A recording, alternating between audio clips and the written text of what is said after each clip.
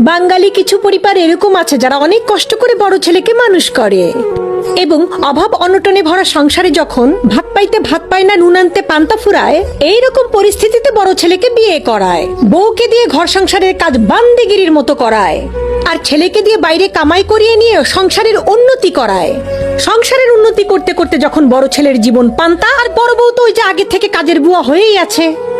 বড় ছেলের টাকা পয়সা দিয়ে যখন সংসারে উন্নতি হয়, সংসারে সচ্ছলতা আসে, তখন ছোট ছেলেকে করায় বিয়ে।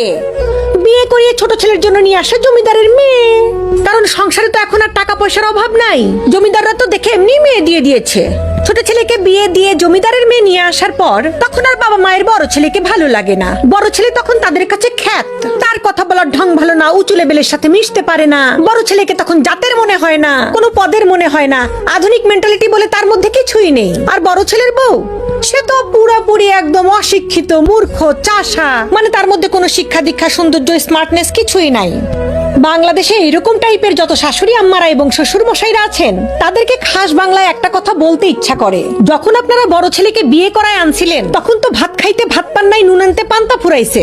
বড় পোলার কামাই ইচ্ছা মতো নিজের মতো খায়া জমায়া, আর বড় ছেলের বউকে বান্দিগিরি করায় যে সংসারের উন্নতি করছেন, সেটা কি আপনারা ভুলে গেছেন?